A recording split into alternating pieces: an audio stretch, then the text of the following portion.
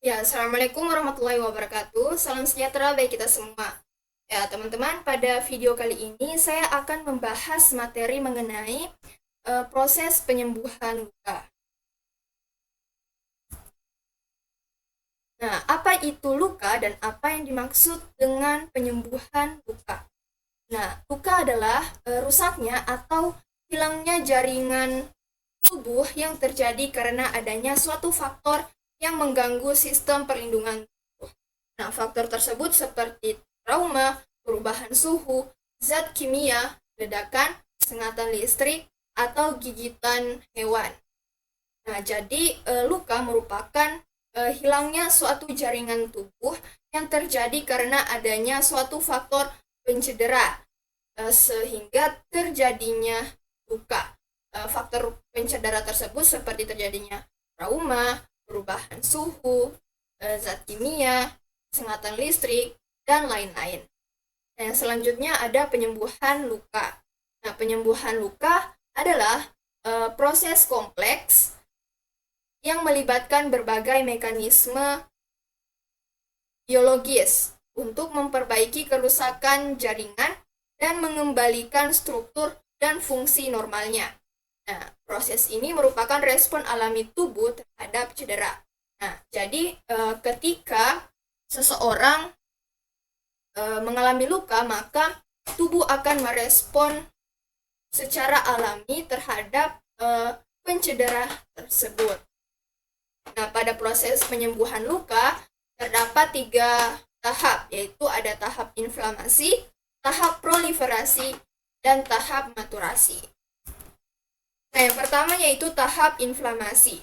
Nah, tahap inflamasi merupakan suatu respon protektif yang ditujukan untuk menghentikan pendarahan dan membersihkan area luka dari benda asing, sel-sel mati, dan bakteri. Nah, jadi pada tahap inflamasi terjadinya proses penghentian darah dan pembersihan pada area luka dari bakteri maupun benda asing yang ada di area sekitar luka. Nah, tahap inflamasi ini dimulai 3-4 hari. Nah, pada fase inflamasi terbagi lagi menjadi 2, yaitu ada fase hemostasis dan fase fagositosis. Nah, fase hemostasis adalah proses penghentian pendarahan atau pembekuan darah. Nah, jadi ketika adanya faktor pencedera yang melukai jaringan tubuh, maka otomatis akan adanya pembekuan darah yang dilakukan oleh platelet atau trombosit, sehingga darah akan berhenti keluar. Nah, pada tahap hemostasis juga terjadi vasokonstriksi atau penyempitan pembuluh darah. Nah, sehingga pembuluh darah akan menutup yang mengakibatkan darah tidak akan keluar. Nah, yang selanjutnya itu ada fase fagositosis. Nah, pada setelah terjadinya fase hemostasis 5-10 menit akan terjadi fase fagositosis. Nah, pada fase fagositosis akan terjadinya pelebaran pembuluh darah atau vasodilasi. Nah, fase fagositosis bertujuan untuk menyingkirkan jaringan yang mati dan mencegah kolonisasi maupun infeksi oleh agen mikrobial patogen. Nah, terjadinya inflamasi memiliki tanda-tanda, yaitu yang pertama ada rubor. Nah, terjadinya rubor atau kemerahan pada area luka karena pada area luka ini terdapat banyaknya pembuluh darah dan adanya penumpukan darah sehingga mengakibatkan sehingga menimbulkan kemerahan pada area luka. Nah, selanjutnya ada kolor atau hangat.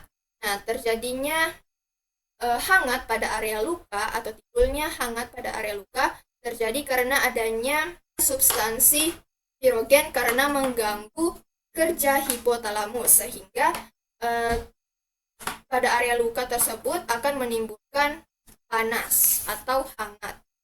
Nah, selanjutnya ada tumor. Nah, terjadinya tumor atau pembengkakan pada area luka karena adanya penumpukan massa pada area sekitar luka. Ya, ketika terjadinya pembengkakan pada area luka, maka reseptor nyeri akan merespon massa tersebut sehingga terjadinya nyeri pada area luka. Nah, yang selanjutnya ada function laesa atau hilangnya fungsi. Nah, ketika pada jaringan tubuh terjadinya luka, otomatis fungsi suatu jaringan tersebut akan menurun atau hilang. Yang selanjutnya yaitu ada tahap proliferasi. Tahap proliferasi merupakan proses memperbaiki dan menyembuhkan luka ditandai dengan proliferasi sel. Nah, proses proliferasi dimulai 3-21 hari. Nah, pada tahap proliferasi terdapat 4 proses, yaitu ada angiogenesis atau proses pembentukan pembuluh darah yang dibantu oleh sel endotel, ada proses granulasi atau pembentukan jaringan granulasi, dan yang ketiga sintesis kolagen, yaitu sel fibroblast secara cepat akan mensintesis kolagen. Dan yang terakhir yaitu epitalisasi atau pembentukan sel epitel baru pada daerah luka. Ya, yang terakhir yaitu ada tahap maturasi. Nah, tahap maturasi merupakan proses pematangan yang bertujuan untuk menyempurnakan terbentuknya jaringan baru yang kuat dan bermutu. Nah, jadi setelah proses proliferasi tadi akan terjadi proses maturasi, yaitu pada proses maturasi ini jaringan-jaringan yang dibentuk pada tahap proliferasi tadi akan dimatangkan pada proses maturasi ini yang bertujuan untuk memperkuat jaringan-jaringan tersebut. Nah, tahap maturasi ini dimulai hari ke-21 sampai 1 tahun hingga 2 tahun. Nah, pada tahap proliferasi, fibroblast akan terus mensintesis dan struktur kolagen akan menjadi lebih kuat, dan pada tahap maturasi akan terdapat bekas luka. Yang merah akan menjadi putih. Dan yang terakhir yaitu ada kekuatan renggangan tingkat. Nah, ya, jadi pada tahap maturasi kulit sudah menutup dan jaringan sudah mulai rapat sehingga memungkinkan luka tidak akan terbuka kembali. Nah, pada proses penyembuhan luka terdapat beberapa faktor yang mempengaruhinya, yaitu yang pertama ada usia.